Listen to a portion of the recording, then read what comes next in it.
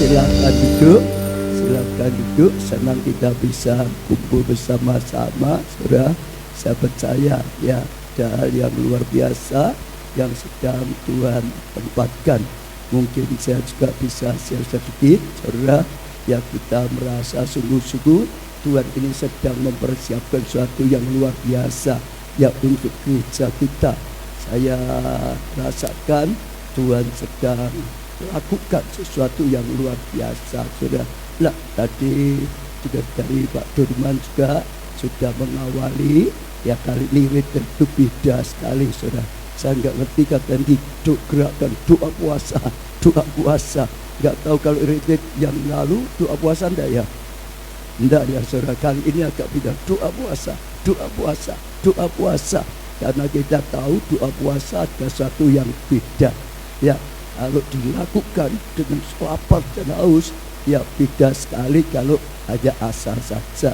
Maka saya juga percaya retreat ini akan sungguh-sungguh penuh hadirat Tuhan, penuh karya Tuhan, dan diperlengkapi sesuatu yang luar biasa. Ya, senang saudara yang sudah bisa punya kesempatan ikut.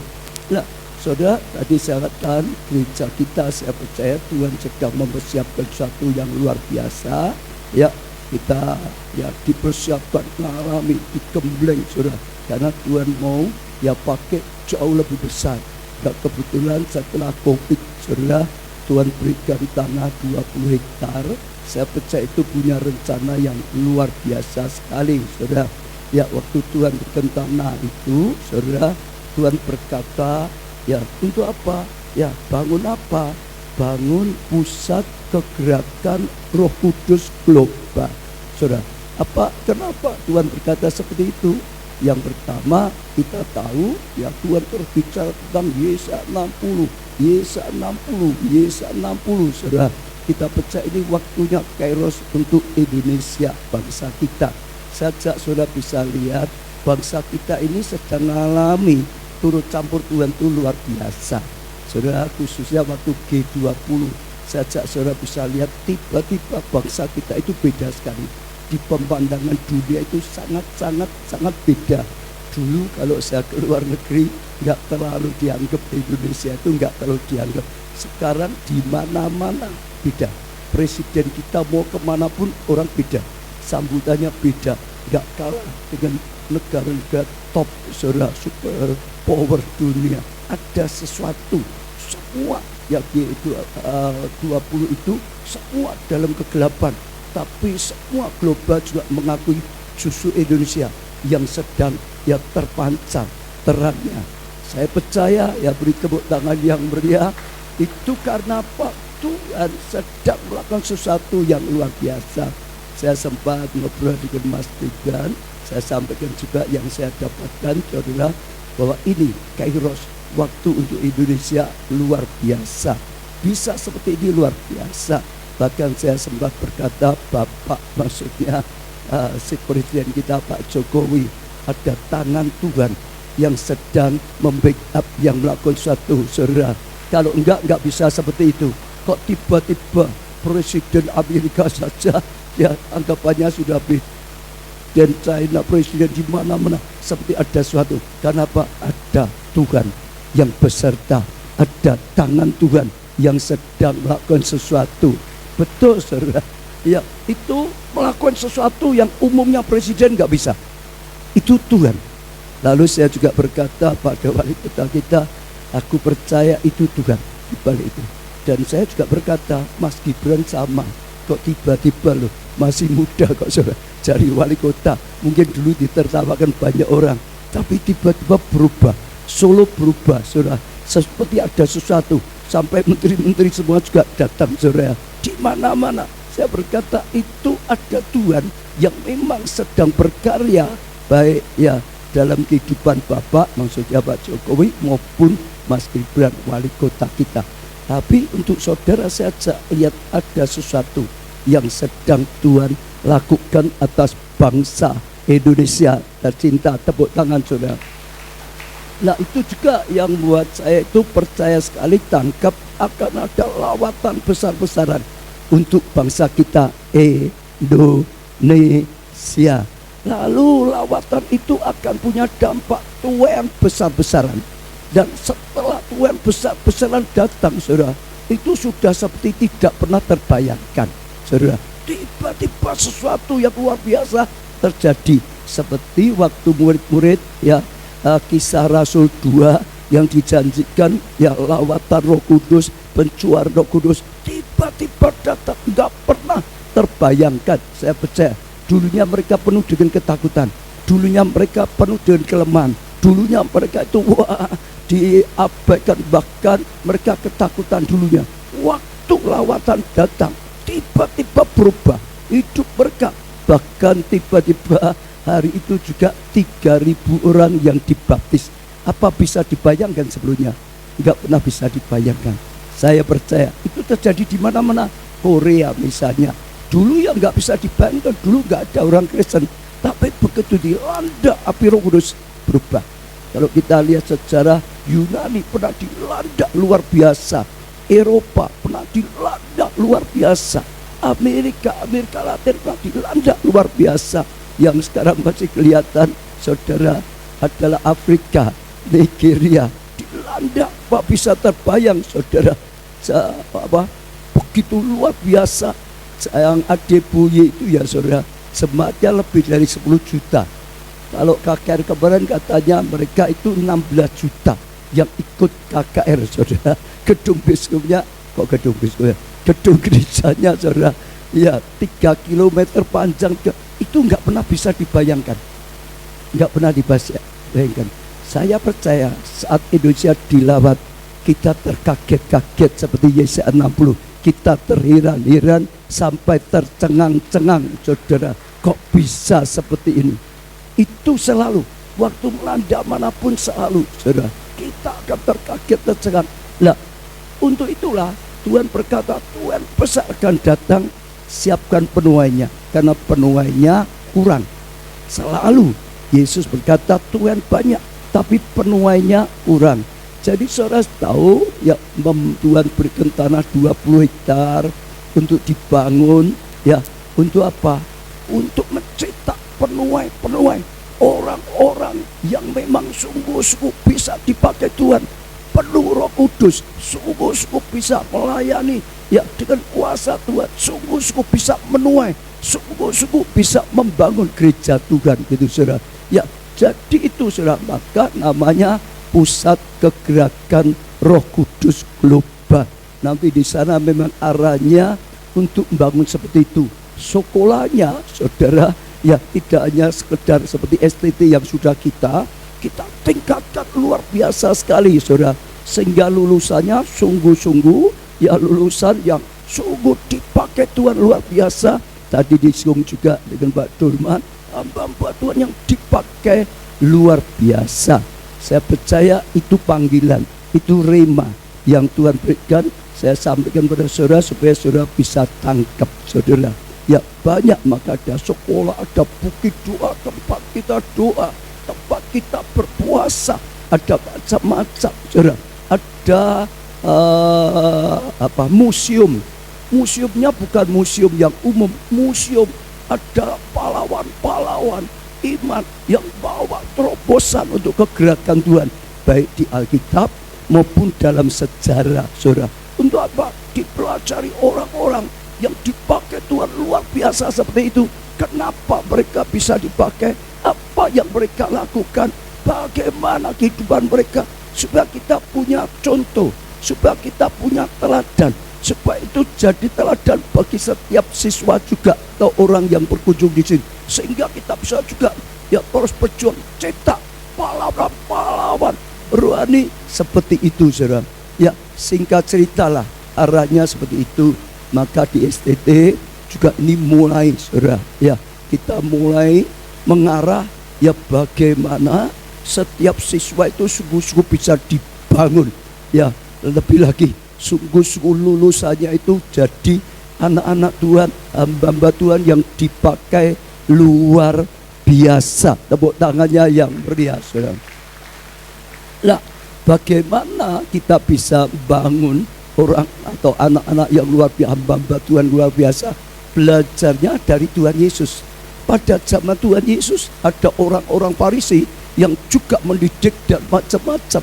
Ya, saudara, ada banyak, saudara. Tapi Tuhan Yesus didiknya beda dengan orang Farisi pada saat itu, dengan orang Israel pada umumnya didiknya sangat beda sekali, saudara. Ya, kalau kita nanti akan belajar, kita akan lihat beda sekali. Kuncinya adalah tentang dimuridkan secara nyata, gitu, saudara. Mungkin saya baca dulu saja amanat agung, karena inilah amanat untuk supaya apa? Bawa kegerakan luar biasa, bawa Injil sampai ujung bumi, bawa Injil sampai bangsa-bangsa, sampai sepanjang sejarah. Kita baca amanat agung yang sudah sangat terkenal, Matius 28, saudara, ayat 19 dan 20. Sekalipun sudah terkenal, tapi sejak kita bisa tangkap, saudara, supaya mencapai seperti temanya juga, the new breakthrough to build ya God's servant. Jadi ada terobosan besar untuk membangun, saudara, hamba-hamba Tuhan yang luar biasa, saudara.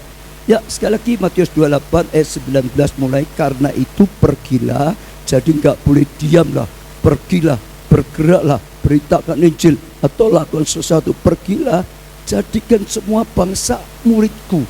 Gongnya adalah jadikan semua bangsa apa, saudara?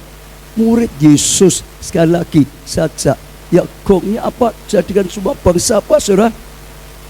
Murid Yesus. Yang lebih keras apa, saudara? Lebih keras lagi, saudara, apa, saudara? Murid Yesus.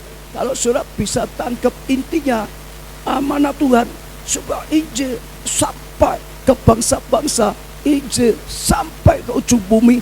Goalnya adalah jadikan semua bangsa murid Yesus, murid Yesus, murid Yesus. Ya, otomatis sama dengan cara Tuhan memuridkan.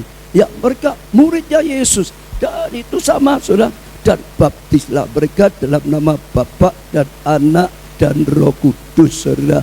Jadi kita harus tahu intinya, jadikan orang-orang percaya untuk murid Yesus. Enggak cukup hanya jadi orang percaya, enggak cukup hanya jadi anggota gereja, saudara.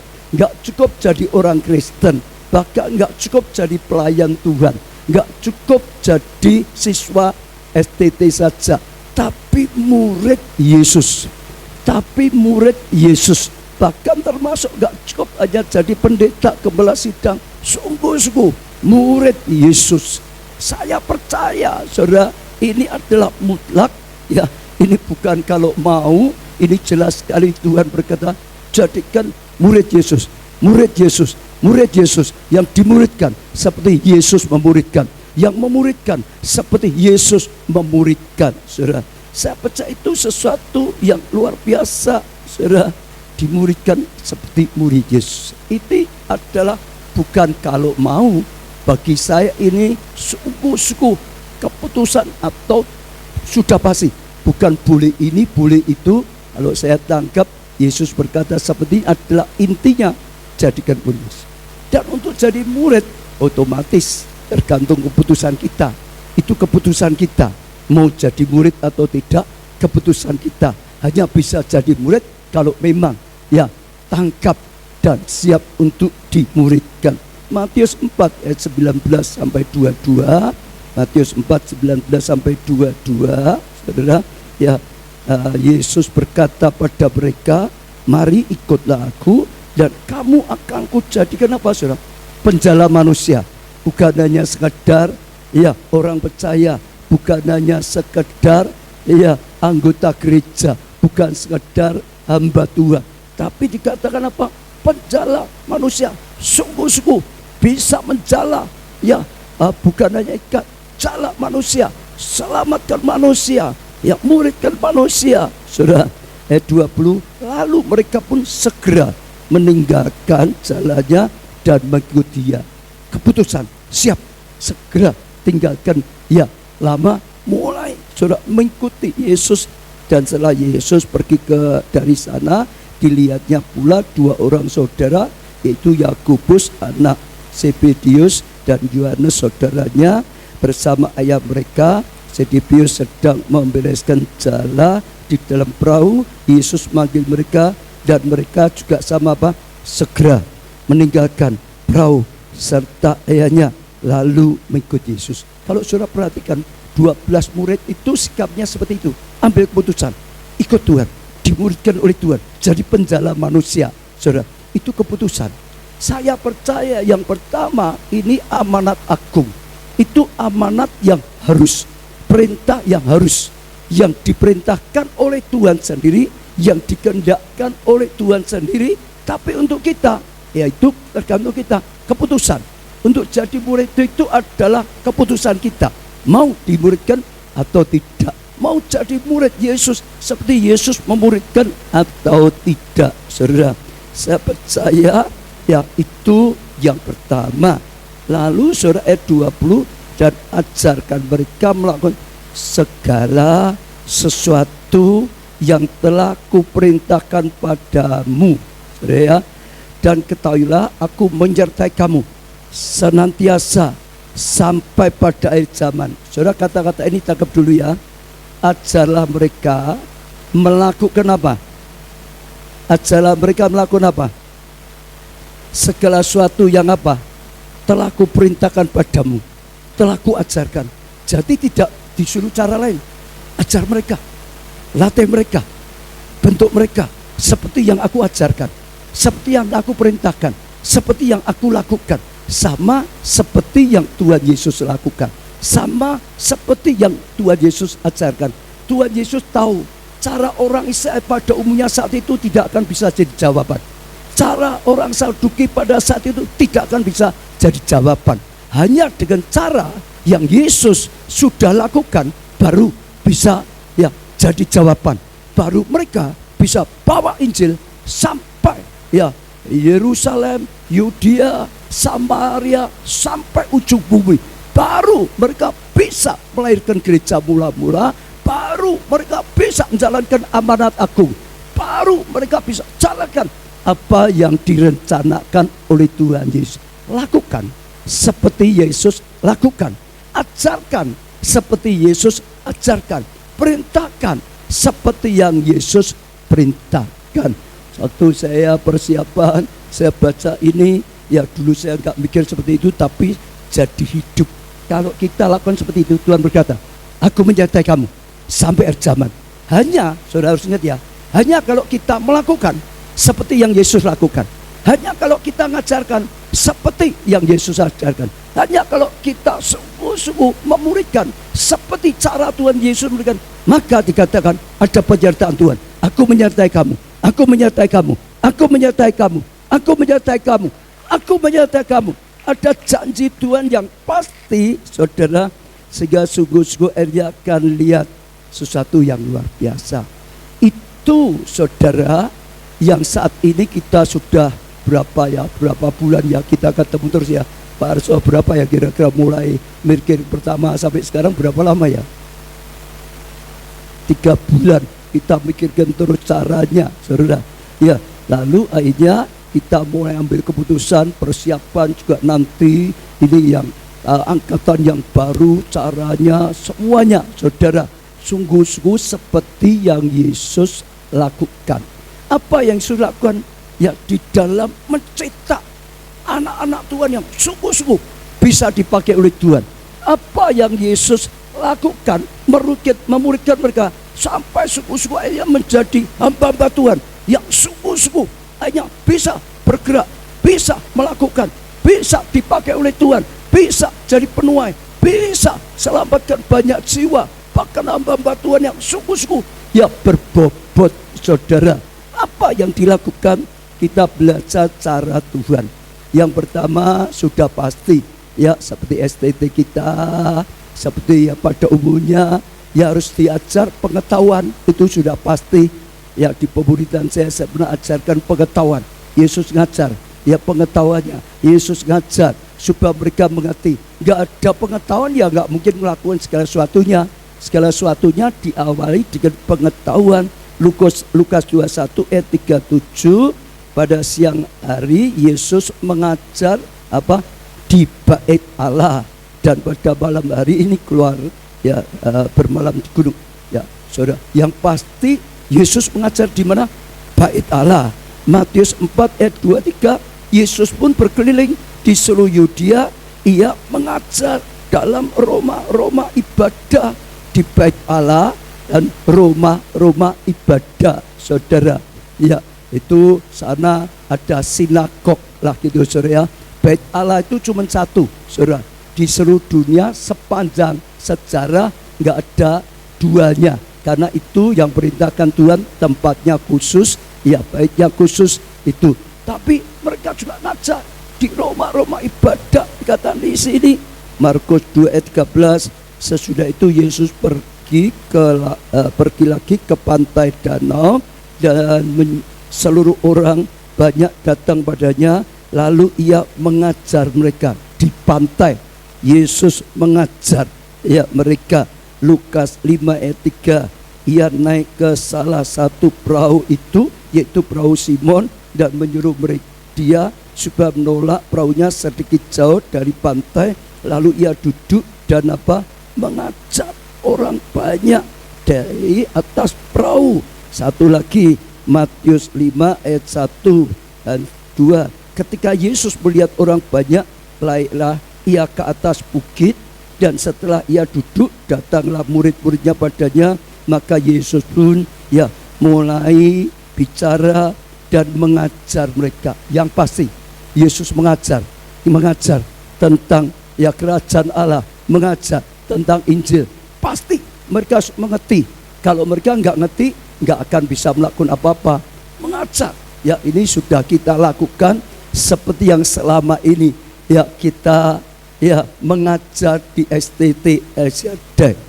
Tapi bukan hanya itu yang dilakukan oleh Tuhan. Tuhan selain mengajar, Tuhan itu melatih. Tuhan itu apa, saudara? Melatih, mengajar firman, mengajar pengetahuan. Tapi Tuhan Yesus itu melatih, bukan hanya diajari, tapi juga dilatih, saudara. Iya, saya bacakan, saudara, Lukas 9, saudara, ayat 1 dan 2. Maka Yesus memanggil ke-12 muridnya, lalu memberi tenaga dan kuasa kepada mereka untuk menguasai setan-setan dan untuk menyembuhkan sakit penyakit. Dan ia mengutus mereka untuk beritakan kerajaan Allah dan untuk menyembuhkan mereka. Ini terjadi selama mereka masih dimuridkan.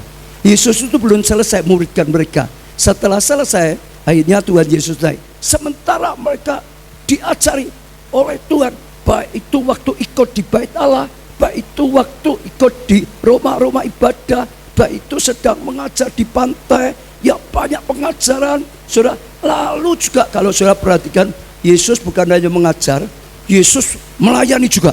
Kalau ada orang sakit, Yesus sembuhkan orang sakit. Kalau ada orang rasuk setan, Yesus sembuhkan orang rasuk. Dan dalam pengajaran, Yesus beritakan Injil, beritakan Injil. Murid ikut terus, saudara. Setelah mereka melihat apa yang dilakukan Tuhan Yesus selain mengajar, beritakan Injil, selamatkan jiwa, lalu juga sembuhkan orang sakit, usir setan, dan lain-lain. Lalu disuruh praktek, disuruh pergi, praktekkan, beritakan Injil. Coba sekarang bukan hanya ngerti, beritakan Injil, mengerti pengetahuan atau teorinya, beritakan Injil, praktek, beritakan Injil, selamatkan jiwa. Suku-suku ada prakteknya gitu, saudara. Bukan hanya lihat Tuhan Yesus sembuhkan, ngerti caranya sembuhkan dalam pengetahuan. Coba diutus, praktek, sembuhkan orang sakit, sembuhkan orang sakit, sembuhkan orang sakit. Bukan hanya sekedar, saudara, ngerti setan itu harus diusir. Lalu melihat Yesus caranya ngusir setan. Bukan hanya itu saja, tapi sekarang dilatih. Ayo praktek, usir setan, usir setan, usir setan, usir setan. Supaya apa? Mereka bukan hanya mengerti, tapi bisa. Sudah dengar ya? Supaya apa? Bukan hanya mengerti, tapi bisa. Mereka ngerti tentang kerajaan Allah, tapi mereka juga harus bisa beritakan kerajaan Allah, harus berita, membuat orang juga akhirnya diselamatkan. Mereka mengerti dalam Yesus ada keselamatan. Mereka bisa saudara lakukan. Mereka ngerti tentang dalam Tuhan ada kesembuhan. Mereka bisa lakukan. Bisa usai setan. Bukannya mengerti, tapi bisa. Saya ulangi ya, bukan hanya mengerti, tapi bisa. Orang belajar terus pengetahuan. Kalau tanpa praktek, hampir jarang sekali yang bisa tahu. Contoh ya, berapa banyak anak-anak Tuhan yang sudah melakukan jemaat ya, tumpang tangan atas orang sakit sembuh ya. Sudah ikut 15 tahun, 20 tahun aja mungkin nggak berani. Tidak, tumpang tangan, padahal dengarkan khotbah itu mungkin sudah ratusan kali. Ngerti, ngelotok saudara, tapi nggak pernah berani. Kenapa? Belum pernah dilatih. Betul nggak? Saya saudara dulu ikut Tuhan sungguh-sungguh setelah bertobat ya 16 tahun. Gereja saya minggu 2 kali, saya ikut kebaktian 2 kali. Rabu PA itu khusus belajar, saudara, lebih dalam lagi. Selalu saya ikut. Ada seminar, ada KKR, ada konferensi, selalu saya ikut. Setiap pagi doa pagi, setiap pagi saya datang. Semua kegiatan di gereja saya ikuti. Tapi satu hari, waktu gereja saya masih di jemaat, mau buka komsel, pendeta saya nyuruh saya jadi ketua komsel. Saya bilang aku gak pernah ya melayani sedikitpun, jadi belum bisa. Pendeta saya ngomong apa, sudah pernah dengar, gak usah takut, nanti Roh Kudus tolong. Saya ingin balas cinta kasih Tuhan, mau saja. Tapi satu hari saya dulu senangnya ngantar pendeta. Kalau pendeta saya melayani, saya ya jemput dia, saya antar dia. Nah, itu waktu ada beston ucapan syukur pindah rumah. Pendeta saya setelah khotbah langsung nunjuk, baca, doakan ya tempat ini supaya jadi berkat bagi pemiliknya. Sudah, Tuhan berkati tempat, tapi tempat yang jadi berkat. Saya ditunjuk, baca, doakan, langsung saudara gemetar, panas dingin, karena belum pernah saudara. Mungkin disuruh doa makan bersama aja nggak berani ya saudara.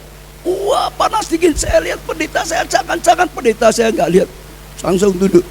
Terpaksa dengan terpaksa saya doa, dan apa yang saya takutkan terjadi kayak kata Ayub, macet di tengah jalan. Loh, betul. Tidak jadi ketua kelompok saya, tapi mimpin doa saja macet.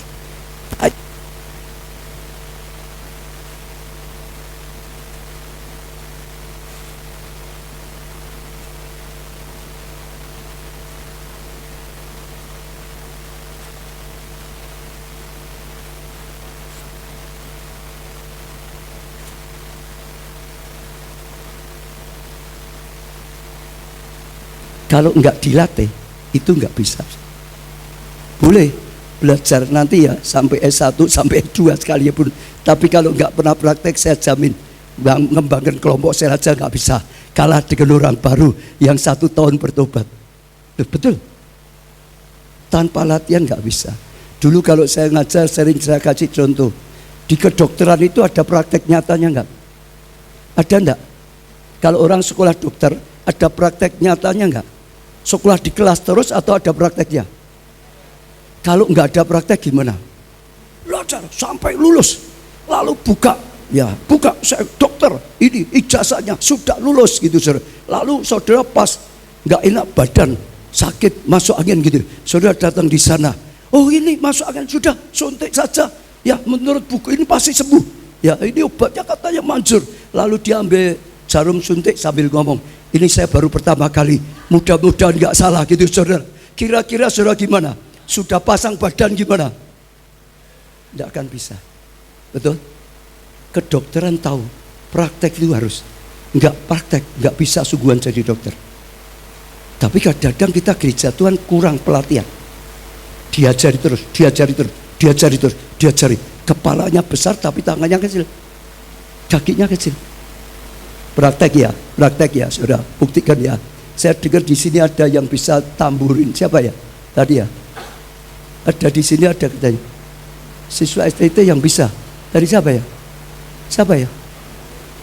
Noni, mana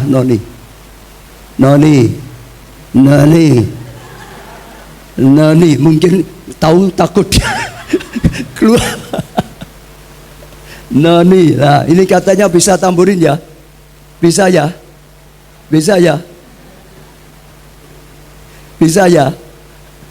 Bisa ya, ya sudah praktek saja ya.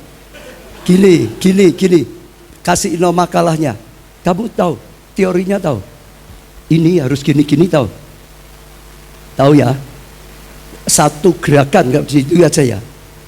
Ya sekarang Pak Dun sini. Nggak apa-apa, ini guru sama murid sama. Ini tolong diajari teorinya saja. Gerakan ini namanya itu gini, jangan peragak. Harus hanya dikajari aja. Coba. Gerakannya namanya apa? Salah satu aja. Ya, memuliakan itu jangan diajari dia. Saya dengerin juga. Jangan kok jadi latih, pokok hanya ngajari gitu. Harus gini. Ya terus. Enggak usah didikte, itu kan dilatih namanya. Oh ya, luri itu gini terus dia suruh praktek. Jangan tangan ke atas suruh gini. Nah, itu namanya dilatih. Maksudku tidak dilatih dia. Hanya namanya apa tadi? Luri. Kemuliaan. Kemuliaan itu gini.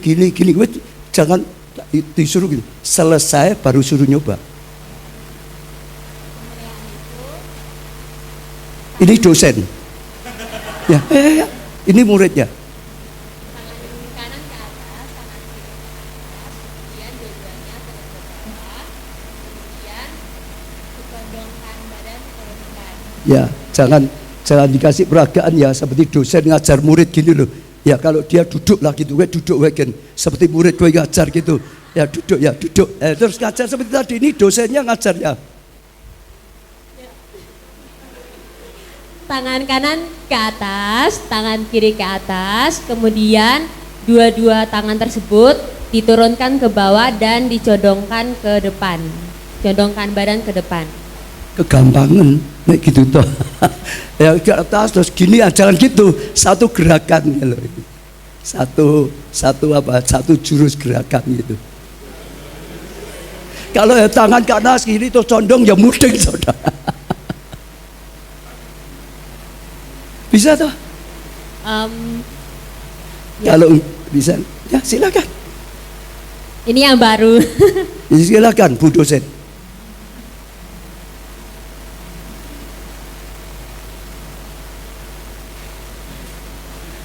Kedua tumit rapat, jari-jari kaki mengarah keluar. Buka kedua tumit selebar bahu, jari-jari kaki mengarah. Salah satu tumit menyilang di bagian tengah kaki lainnya, jari-jari kaki mengarah keluar. Kemudian posisi cross dengan kedua kaki terpisah sejauh 8. Salah satu tumit menyilang di bagian tengah kaki lainnya, jari-jari kaki mengarah keluar.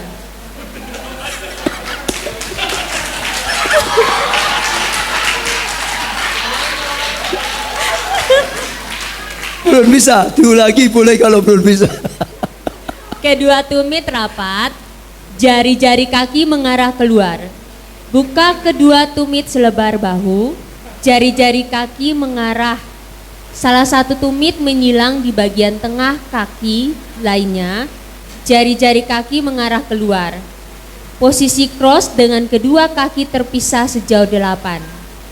Salah satu tumit menyilang di bagian tengah kaki lainnya, jari-jari kaki mengarah keluar. Kaki lurus sejajar, kedua tumit dan jari-jari rapat. Buka kedua tumit dan jari-jari kaki selebar bahu. Jari-jari kaki menghadap depan.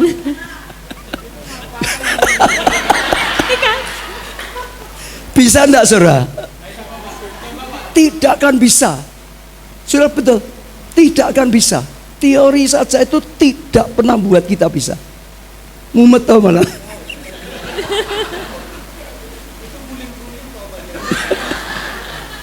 Kan harus dilatih lah, betul nggak? Tangannya ini misalnya ini gini dicoba gitu, betul nggak? Satu langkah diulangi lagi gitu toh, baru bisa toh ya. Sama, kalian di STT boleh belajar 4 tahun. Kalau pengetahuan terus, kalian tuh nggak bisa. Orang belajar renang, ayo di kelas gini ya, 10 tahun diajari renang, bisa enggak renang? Bisa renang? Bisa? Bisa? Bisa? Enggak bisa? Iya. Karena belum diajari. Pasti orang renang itu enggak bisa masuk kelas gini ya. 10 tahun tak jamin enggak bisa renang. Mau renang ya masuk di air. Betul enggak saudara? Diajari gelagap-gelagap, gaya batu, gaya kata, gaya macam-macam gitu saudara. Sampai minum airnya gitu saudara. Tapi nanti baru bisa. Intinya tanpa dilatih itu enggak bisa. Saya 16 tahun mimpin doa aja enggak bisa saudara. Betul? Kalau kalian sudah lulus belum pernah dilatih usir setan, lalu dikasih tugas setan malah melayu saudara. Terima kasih ya Bu dosen. Ya, jadi akan ada pelatihan. Nanti bukan hanya terus pengetahuan itu mutlak penting, dasar pengetahuan. Enggak ada pengetahuannya ya enggak bisa dilatih gimana, saudara, betul enggak? Harus ada pengetahuannya dulu, tapi harus ada pelatihan. Dilatih, saudara. Ya apapun itu ya dilatih tadi. Beritakan jalur Tuhan Yesus, beritakan Injil, betul enggak? Selamatkan jiwa, dilatih, diutus. Setelah dikasih contoh Tuhan Yesus, beritakan Injil, lihat gitu saudara. Ya Tuhan Yesus lakukan sekarang, coba ikuti, lakukan gitu saudara.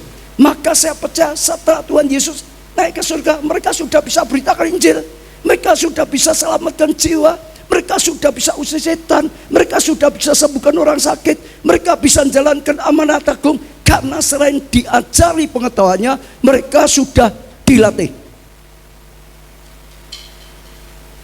Betul? Nah, nanti mungkin sesi berikutnya ya Pak Harso, Pak Duman, Pak Tri mungkin akan jelaskan yang akan dilakukan di STT kita ada kaitannya dengan pelatihan. Bersyukur STT kita itu di gereja. Tempat pelatihan banyak sekali. Setiap ya divisi atau departemen itu menjadi tempat pelatihan. Kalau yang tahun pertama dipikirkan kira-kira ini talentanya di mana, ini coba cocok ya sudah. Kemarin kita share kalau sudah tahun kedua sudah ada semacam kejuruan. Besok memang panggilannya itu jadi apa? Itu jual, saudara, luar biasa. Ya itu satu. Lalu kedua, saudara, kita dilanggar apa ya? Ya supaya bisa jadi ya. Tapi tetap kasih aja supaya saya tahu ya. Tidak apa-apa ya. Kan nanti ya juga saya lagi toh kedua ya wis tak borong sisan gitu ya. Lebih baik bisa daripada karena waktu ya. Nah, saudara itu satu ya, akan ada pelatihan. Kedua, pembentukan karakter. Saudara dengar, orang pandai seperti apapun, kalau mentalitasnya, karakternya nggak baik, nggak akan jadi. Jatuh bangun. Betul, jadi batu sandungan. Karena sifatnya, karena kehidupannya, karena tingkah lakunya, jatuh bangun. Boleh dokter sekalian, kalau mentalitasnya nggak baik, nggak akan berhasil. Saya beri contoh satu saja yang dilakukan oleh Tuhan Yesus, saudara. Ya, untuk mentalitas. Matius 14 ayat 22 dan seterusnya. Setelah itu segera sesudah itu Yesus segera memberitakan murid-muridnya naik ke atas perahu dan mendaluinya ke seberang. Sementara itu ia menyuruh orang banyak pergi. Jadi dia sudah lakukan mujizat 5 roti 2 ikan, orang banyak tahu saudara itu ya. Lalu orang banyak pergi, pulang semua. Sekarang tinggal murid-muridnya disuruh naik perahu, nyebrang ke seberang, saudara. Ceritanya seperti itu, saudara. Iya. Ayat 23, dan setelah orang banyak itu disuruhnya pulang, Yesus naik ke atas bukit. Untuk apa, saudara? Berdoa seorang diri. Ya, ketika hari sudah malam, ia sendirian di situ. Jadi saudara dengar ya, murid-muridnya disuruh naik perahu, ya, nyebrang. Yesus naik di atas bukit. Di atas bukit itu lihat murid. Dia berdoa. Kira-kira doa apa? Doakan muridnya. Karena ini mau dilatih supaya muridnya berhasil dalam latihan. Saudara, jadi ini sesi itu lagi, saudara. Ya, perahu murid-muridnya ya sudah beberapa mil jauhnya dari pantai, mulai di tengah dan diombang-ambingkan ya gelombang karena angin saka. Kira-kira jam 3 malam datanglah Yesus kepada mereka berjalan di atas air. Ketika murid-muridnya melihat dia berjalan di atas air, mereka terkejut dan berseru, itu hantu. Lalu berteriak karena takut. Saudara perhatikan ya, ini latihan mentalitas. Mereka sengaja, saya yakin Yesus sudah tahu. Si Nathanael aja dia langsung ketemu sudah tahu. Sakyus dia sudah tahu, saudara. Sengaja diutus untuk apa? Menghadapi latihan mentalitas. Mereka ada di danau, Yesus di atas bukit itu lihat terus, mantau terus, doakan terus. Mereka diterpa oleh badai angin taufan. Murid itu ketakutan, lalu Tuhan Yesus turun. Yang pasti dia tidak akan mengizinkan muridnya tenggelam, betul enggak? Muridnya lihat Yesus, hantu. Kenapa? Hatinya dicekap oleh ketakutan. Saudara, hantu. Saudara lihat, orang mau pandai seperti apapun, kalau mentalitasnya penakut, nggak bisa jadi. Betul, beritakan, wah aku nanti ditangkap gimana? Wah nanti kalau, aku malah dimusuhi gimana? Nggak bisa. Nanti ini salah, suruh mengingatkan. Wah nanti kalau tersinggung dengan aku, nggak bisa. Diberi kepercayaan Tuhan yang besar. Nggak berani aku, nggak berani yang kecil-kecil. Lah untuk apa jadi dokter kalau beraninya yang kecil-kecil? Mentalitas, keberanian, buah roh, karakter itu dibentuk. Kalau saudara lihat Yesus itu bentuk itu luar biasa. Ya, hanya kalau ada ya anak-anak Tuhan, hamba-hamba Tuhan, pengetahuannya bagus, ya pelatihannya sudah bagus terampil, dan juga mentalitasnya, buah rohnya bagus, hidupnya jadi berkat, nama Tuhan dipermuliakan, dia punya iman yang luar biasa, dia punya pengurapan yang luar biasa, baru jadi. Nah, kira-kira di STT perlu enggak dibentuk karakternya? Perlu enggak? Perlu ya, Pak Arza ya. Nanti kasih caranya bentuk karakter gimana? Dikasih disiplin, saudara. Terlambat, enggak apa-apa gitu, atau terlambat gimana? Disiplin, tersinggung, marah,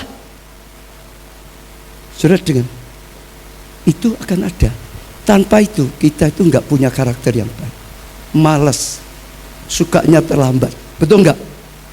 Kasar, ya disiplin supaya lembut, betul enggak? Ada salah, perlu dibenahi enggak? Perlu, enggak dibenahi ya untuk apa? Betul enggak? Yesus itu salah ya dibenahi. Akan ada disiplin. Lebih baik ada disiplin apa enggak usah ada disiplin? Ada banyak orang ya, kalau sekolah disiplin, enggak boleh. Tapi kalau anaknya masuk disuruh sekolah, ayo kalau saudara punya anak masuk sekolah wis saya apa boleh, wis bolos ya boleh atau sekolah yang disiplinnya bagus. Kalau saudara sedang sekolah, janji ya ini Pak Asor dengar loh ya, jangan ya tersinggung ya, jangan ya sakit hati ya, jangan rewel ya. Kemarin tuh lagunya aku wis ora rewel meneh. Ya toh. Lah kalau rewel terus enggak bisa jadi. Saudara tahu enggak? Ini kita lihat terbuka ya. Dulu sekolah kita banyak lulusannya hebat-hebat. Tangmangu ya, saya baru lihat ya. Saudara kenal enggak lulusan Tangmangu? Kenal ada ya? Banyak tahu ya. Jadi. Tapi yang baru sekarang jadi sekolah teologi ya, itunya hilang. Aku malah belum kenal lulusannya sana aja. Jadi sungguh siapa? Ada yang kenal enggak? Lulusan Tangmangu sekarang? Ya dengar. Kenapa? Ininya hilang. Banyak ininya. Jakarta juga sama. Seminari Bethel juga ngalamin sama. Di mana-mana sama. Harus kembali. Yesus itu mendidik sifat, mentalitas, buah roh, imannya harus akan kita bangun. Nanti di STT akan dibentuk seperti itu, saudara. Ya, supaya apa? Kita itu belajar tekun. Kita itu belajar lapang hati. Kita itu belajar disiplin. Kita belajar lembut seperti Yesus. Kita belajar punya buah roh yang baik, sehingga hidup kita memuliakan Tuhan, sehingga perkataan, tingkah laku kita memberkati, sehingga bisa jadi alatnya Tuhan, sungguh-sungguh jadi terang. Kita akan kembali seperti sebelumnya. Kemarin kita banyak belajar TSOA. TSOA itu gitu. Dia tentang pelatihannya luar biasa, ya. Dia tentang disiplinnya luar biasa, tapi jadi semua. Yesus itu jadi semua. Hanya satu Yudas. Karena orangnya yang memang tidak nanggapi, nyolong, sudah pasti toh. Ya Tuhan Yesus sudah pasti. Tetap saja dengar firman, jangan nyolong, ya nyolong terus kok. Loh, iya toh? Memang nggak mau kok. Rugi sendiri, habis. Tapi yang mau jadi, semua jadi. Semua jadi. Semua jadi. Ya, nanti akan ada seperti itu. Ya. Jadi kalau ada disiplin jangan seneng gitu saudara. Yang bagian disiplin siapa? Nanti siapa ini? Yang buat aturan disiplin siapa? Siapa? Pak Anton mana Pak Anton? Dengar apa ya? Siap ya? Dibuatin nanti. Saudara siap? Loh tenang loh ini. Betul saudara, itu kebutuhan. Saudara rugi, kalau nggak ada itu rugi. Yesus kalau tidak melakukan itu sama. Hasilnya hanya ahli Taurat. Nggak ahli melakukan. Betul nggak? Nggak ahli selamatkan. Nggak ada faedahnya. Rugi, habis waktu, habis dana, habis tenaga, semuanya rugi. Ya, satu lagi yang hilang di banyak tempat, penuh Roh Kudus. Setelah 3 tahun diajar pengetahuan, ya dilatih, lalu dibentuk karakternya, mentalitasnya. Masih ada yang keempat yang banyak lupa. Sekalipun 3 itu sudah ya, tanpa penuh Roh Kudus tetap gagal. Kita manusia itu lemah. Mau baik, tapi nyatanya kadang-kadang buang sakit hati aja nggak bisa kok. Betul nggak? Mau lembut, bawaannya kasar kok, kon lembut, nggak bisa. Tapi kalau Roh Kudus yang jamah berubah. Saya dulu orang minder, penakut sudah ketemu orang saja lihat nggak berani kok. Betul. Hanya Roh Kudus yang merubah. Murid-murid serta ini penuh. Masih ingat satu hari Yesus makan sebelum dia naik ke surga. Yesus berkata, tunggu. Selain ada amanat agung tadi, janji Bapa, jangan pergi dulu. Tanpa penuh Roh Kudus kamu nggak akan bisa. Terbukti 3 itu sudah jalan kan. Waktu Yesus menyerahkan diri, murid-murid gagal kok. Gagal setia. Betul nggak? Gagal menguasai hatinya.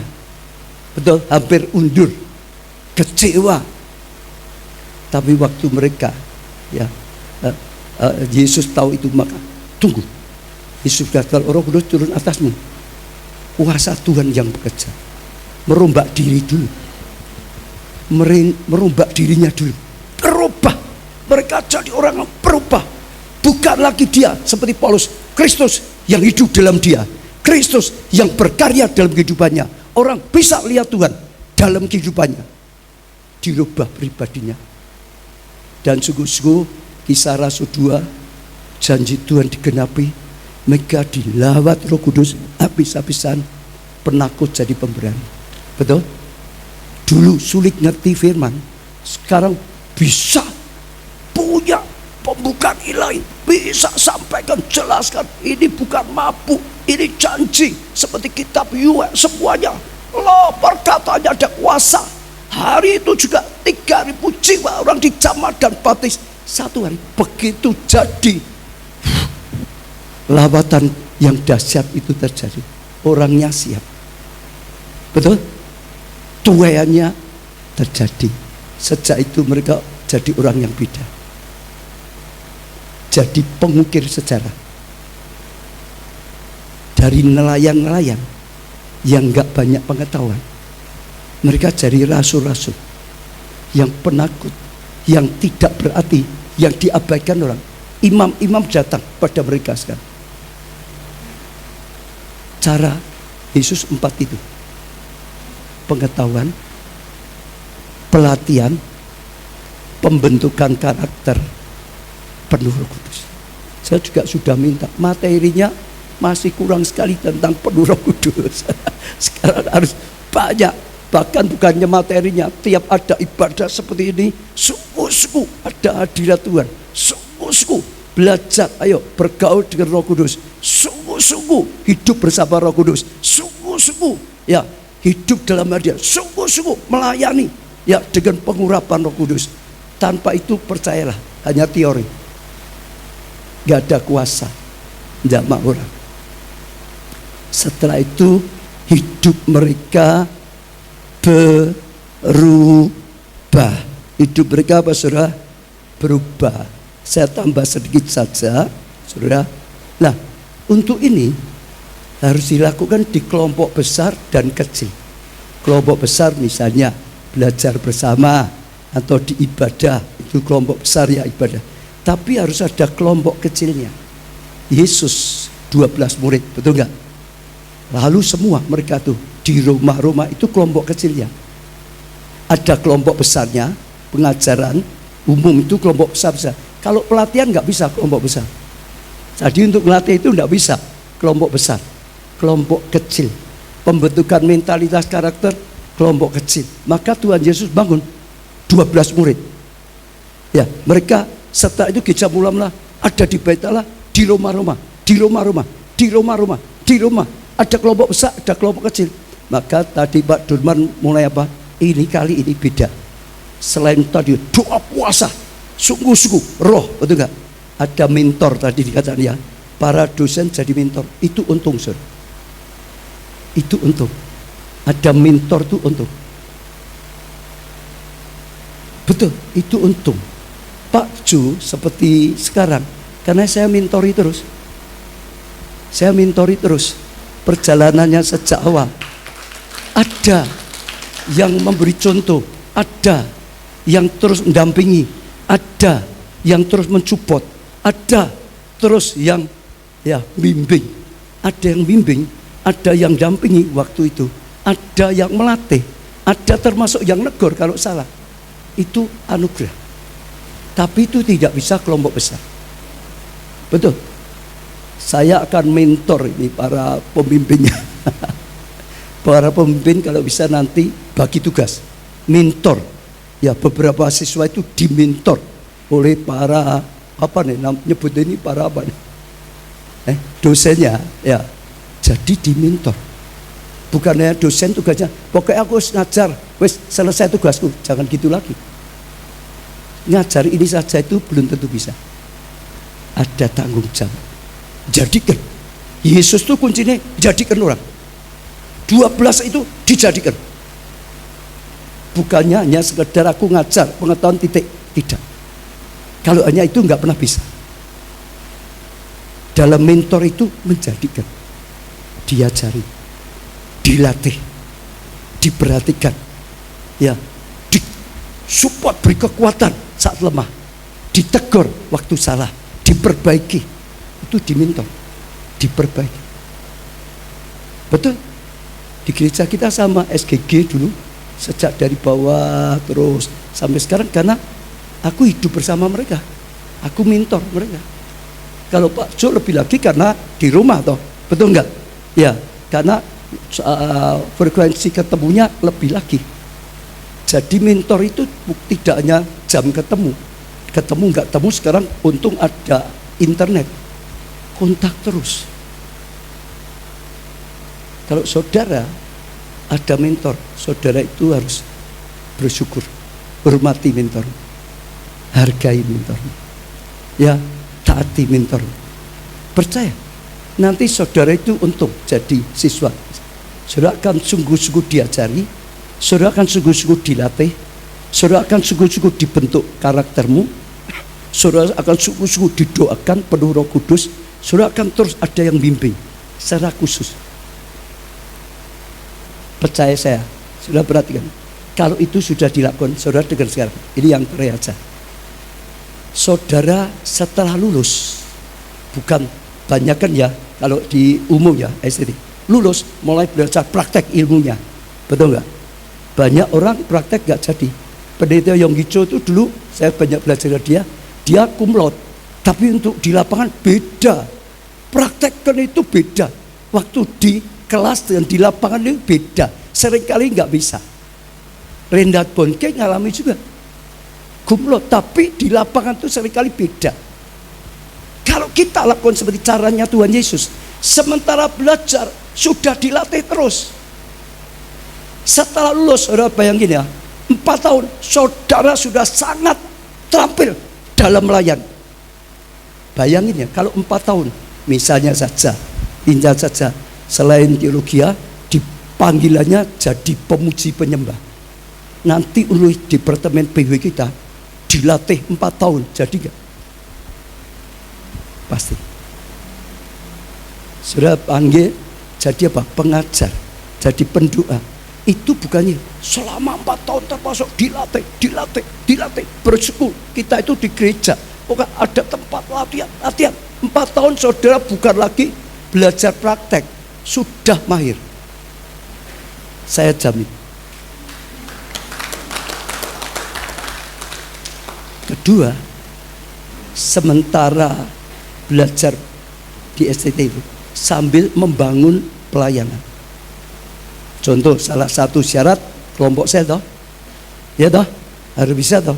Sekarang saya mau tanya saudara, kalau saudara 4 tahun dimentor sama Bu Guntur, ya, atau timnya, terus kelompok saya dimentor ya, bukannya buka kelompok saya dibiarkan ya, dimentor. Kira-kira kelompok saya saudara berapa 4 tahun? Berapa? Sudah banyak sekali. Lulus, saudara itu bukan mulai belajar praktek, bukan mulai merintis pelayanan. Kamu sudah punya pelayanan yang berhasil. 4 tahun itu kalau sungguh-sungguh ya, dimentor, dilatih, diperjuangkan. 4 tahun kelompok saya itu sudah banyak. Ini hanya contoh kelompok saya. Tapi banyak gereja kita kadang-kadang nanti untuk ya perintisan. Saudara sudah jadi gereja, sudah jadi SGL, ya staf gembala itu 4 tahun pelatihan itu lama sekali. Dan bukannya jadi SGL, gereja lokal yang saudara tangani itu sudah maju, sudah berhasil. Jadi lulus, sudah mahir, sudah berhasil pelayan. Itu anugerah. Itu sesuatu yang saya percaya ya sangat-sangat penting. Masih punya waktu apa sudah melanggar ya? Kita kasih contoh aja ya, beberapa ya saudara. Contoh ya, baca sekarang. Ini tentang murid Yesus, Markus 5 ayat 39. Markus 5 ayat 39.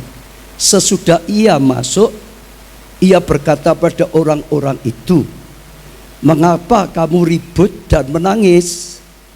Anak itu tidak mati, tapi tidur. Ya.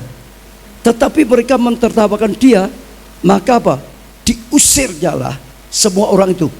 Jadi waktu Yesus mau melayani, orang tertawa, ya nggak mungkin, sudah mati macam-macam. Lalu Yesus usir semua orang itu. Lalu dibawanya ayah dan ibu anak itu, dan mereka yang bersama-sama dengan dia ya masuk kamar itu. Hanya orang tuanya dan kalau nggak salah Petrus itu saja yang memang timnya, intinya, saudara. Ya. Lalu dipegangnya tangan anak itu, katanya talitakum, yang berarti, hai anak, aku berkata padamu, bangun. Ya. Seketika juga anak itu bangkit, berdiri, berjalan, sebab umurnya sudah 12 tahun. Semua orang yang hadir sangat takjub. Saudara dengar, saya gini, Tuhan Yesus mau diminta untuk doakan, tapi orang-orang di situ ngomong sudah mati, tidak mungkin bisa macam-macam negatif lagi itu. Apa tindakan Yesus? Yesus hanya ngajak masuk orang tuanya, dan kalau nggak salah Yohanes sama Petrus itu, nggak tahu, mungkin Yakobus paling banyak ya. Lainnya nggak boleh masuk. Hanya itu saja. Lalu Yesus perintahkan, hai anak, bangkit. Dan kuasa Tuhan terjadi, mujizat terjadi. Dengar ya, itu cara Yesus yang dilihat oleh Petrus, yang dilihat oleh Yohanes. Itu jadi contoh.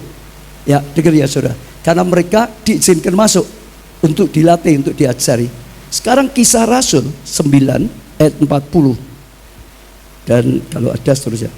Tetapi Petrus menyuruh mereka keluar semua. Sama.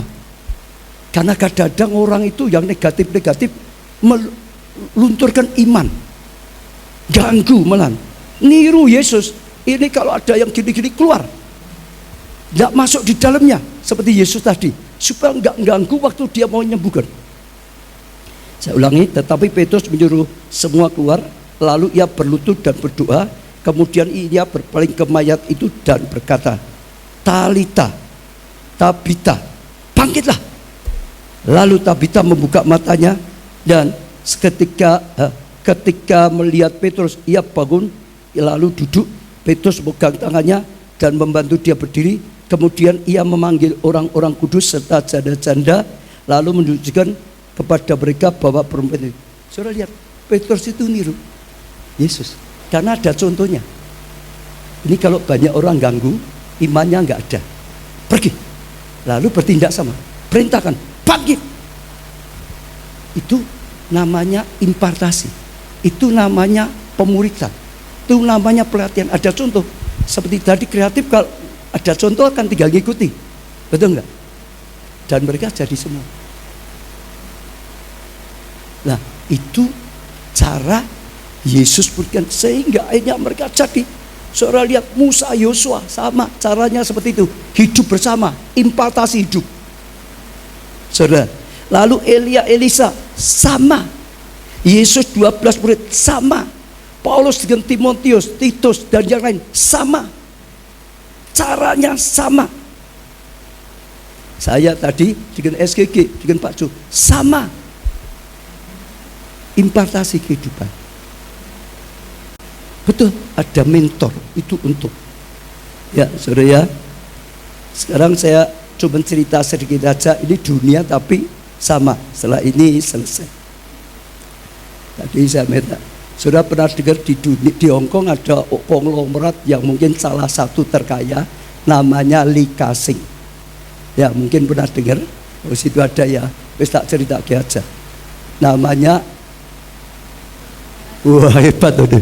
Aku tidak mau terlambat lagi loh. Ini praktek langsung loh saudara. Ini perlu difoto ini. Fotografer. Tak kira aku tetap mau terlambat. Oh enggak, ternyata. Langsung pasang status loh. Aku tidak mau terlambat lagi. Nah itu ya harusnya sini maju dikit apa? Maju. Ngasih contoh yang lain kok. Supaya nanti jadi teladan. Ya tolong maju. Maju. Tuh ini hal yang baik kok. Ya enggak? Ya maju.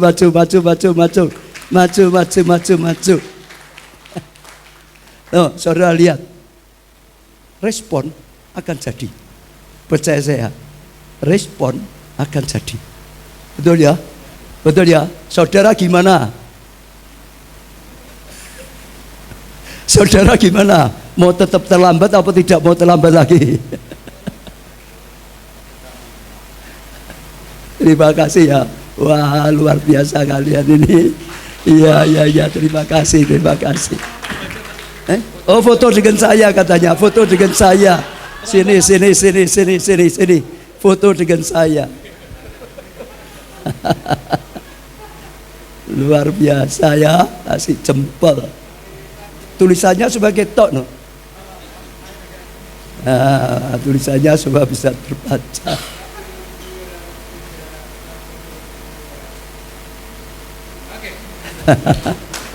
Kembali ya, luar biasa ya kalian ya. Nah, kembali tadi ya saudara.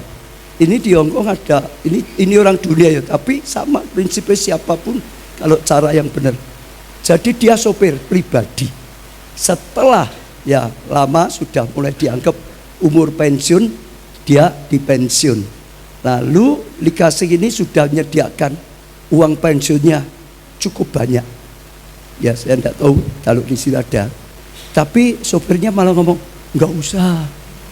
Saudara, biasanya kan cukup enggak ini? Enggak cukup, mosok pensiun aku sudah puluhan tahun. Dia malah enggak usah. Aneh enggak? Mau dikasih loh, pesangon loh, enggak usah. Ada? Kenapa bisa gitu? Dia ngomong gini, enggak usah, aku sudah punya banyak. Punya berapa? Dia nyebutin kalau ada nilainya. Nilai kaget dikasih. Loh, kok bisa? Kamu punya uang sekian banyak, nggak nyolong. Nggak. Jadi caranya gimana? Dia kan sopir, ini bos properti besar kan, yang namanya bos itu dimanapun tetap sambil kerja. Jadi di belakangnya ini kalau dengan anaknya ngajari anaknya, dia dengar, tangkap. Kalau dia itu di mobil langsung sedang transaksi, ini waktunya misalnya, ini harus dibeli, ini pasti akan naik, dia langsung beli. Langsung sopirnya sudah masuk otak cadat. Jadi dia dari gajinya langsung beli. Yang dibeli bosnya itu dia ikut beli. Ya selalu, biarpun kecil tapi naik. Yang dilakukan diajarkan bosnya, dia sebetulnya sopir tapi hebat. Hanya sopir saja tapi tangkap. Bukan sekedar jadi sopir. Jadi sopir dikeluarkan ribut.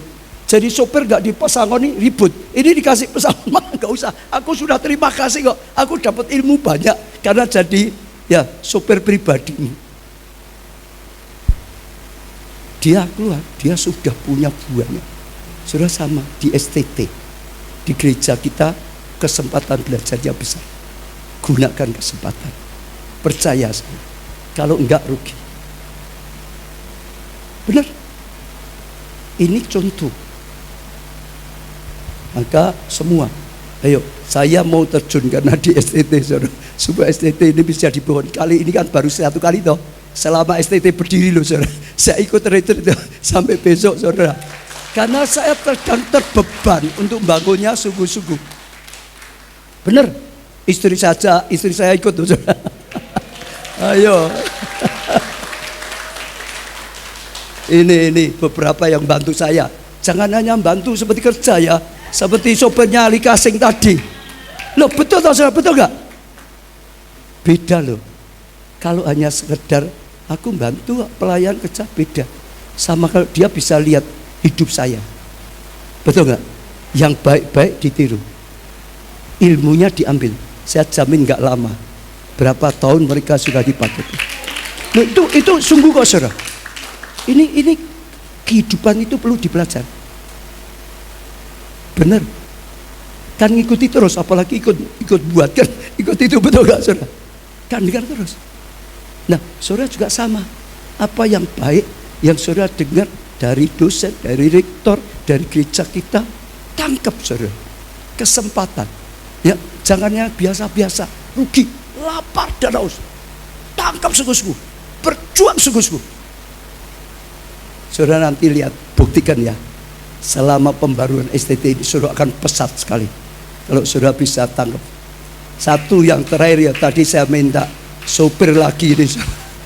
Siapa? Albert Einstein kalau nggak salah ya. Nah dia ceritanya gini, dia kan zaman itu terkenal, diundang di mana-mana untuk jadi pembicara. Nah satu kali waktu sedang diundang di kota lain, saudara. Ya tempatnya cukup jauh, dia datang, dia naik mobil, pas harusnya jam itu ngajar, badannya nggak enak. Nah gimana? Kalau diundang, pas harus diundang sakit, badannya nggak enak. Gimana saudara? Gimana?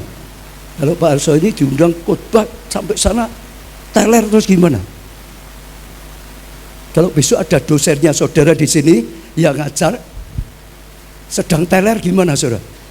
Saudara tahu enggak? Itu yang dilakukan. Sopirnya berkata sudah, ya Bapak, aku sing ngajar. Kamu berani gak sih? Berani? Nah aku ngikuti terus kok. Aku ikut dengar kok. Aku ikut belajar kok. Aku ngikuti terus kok. Aku sudah apa? Yang disampaikan itu aku sudah apa? berani. Jadi sungguh saudara. Lalu dia masuk seolah-olah dia enggak kenal zaman dulu kan, enggak seperti gadget sekarang toh. Fotonya bisa tahu kan, seperti kan enggak tahu toh. Tahu beritanya aja tapi orangnya kayak apa kan enggak tahu. Jadi sopirnya maju jadi Einstein gitu saudara. Waktu ngajar dia yang ngajar saudara. Wah dia yang ngajar saudara. Bung. Semua terpukau saudara. Lah memang dia sudah apa? Dengerin terus kok saudara. Maka saya pun tahu yang bantu saya. Kalau nggak hafal itu kebangetan loh. Ngikut terus kok nggak hafal. Betul nggak saudara? Artinya nggak gatek no kalau bahasa orang Solo. Betul nggak? Bisa. Lalu pas sesi tanya jawab. Lah ini saudara. Ada satu mahasiswanya nanyakan satu yang dia nggak tahu. Beda toh. Kalau materi kan sudah hafal toh saudara. Betul nggak? Tapi kalau tanya jawab kan bisa muncul yang baru-baru. Begitu ditanya dia enggak tahu. Dia ngomong kayak gitu aja enggak bisa. Kayak gitu aja enggak tahu. Dia ngomong gitu, sopirnya itu gitu. Kayak gitu aja Pak, ditanyakan enggak tahu kamu. Sudah, coba ya sopirku maju. Biar sopirku aja bisa. Einstein-nya duduk di belakang maju. Lah ya dia pura-pura jadi sopirnya sudah. Einstein-nya profesornya maju. Jelaskan. Wah orang kagum, sopirnya hebat seperti itu, padahal itu profesornya. Tapi satu hal yang ingin saya impartasikan, belajar tangkap, lapar dan haus. Saya kemana-mana saudara, itu tangkap, nggak sekedar lihat. Saya tangkap sungguh-sungguh, berulang tangkap sungguh-sungguh, sampai saya tangkap. Selain pengetahuannya, pengurapannya, kalau bagi saya itu gitu. Saya setiap lihat dulu itu gereja terbesar dunia, iman saya berpikir dibesarkan, caranya, strateginya mereka saya tangkap, pengurapan sama di mana-mana. Sekarang Nigeria juga sama. Saya nggak cuma datang lihat, enggak. Setiap saya sana itu sebetulnya saya di-upgrade. Hanya lihat saja, hati saya itu jadi besar. Cara berpikir saya itu besar. Kalau saudara kumpul yang kecil-kecil saja terus, nggak pernah yang besar, saudara nggak punya pikiran besar. Kalau saya sana seolah Tuhan ngomong, kamu tuh jangan berpikir kecil. Aku Tuhan lihat, ini aku yang melakukan. Seperti ini loh, aku bisa lakukan. Di Solo aku bisa loh, buat seperti di Nigeria, kan bisa toh, bagi Tuhan toh. Berani percaya, berani cari Tuhan, berani tangkap, berani terima. Betul, tangkap. Saya nggak usah sengaja belajar. Saya diundang melayani saja pasti aku belajar. Setiap gereja itu pasti punya kelebihan, punya kekurangannya. Kelebihannya tangkap, pulang untuk benahi kita. Nah, saya ajak saudara, saya tidak perpanjangan, tapi yang terakhir ini, ayo lapar dan haus. Jangan biasa-biasa percaya. Sayang, hidupmu, saudara, waktumu, saudara sia-siakan. Mulai sekarang ayo breakthrough. Kita ikuti Tuhan sungguh-sungguh. Saudara akan lihat sejak saat ini akan mengalami breakthrough sungguh-sungguh. Ya, Tuhan berkati.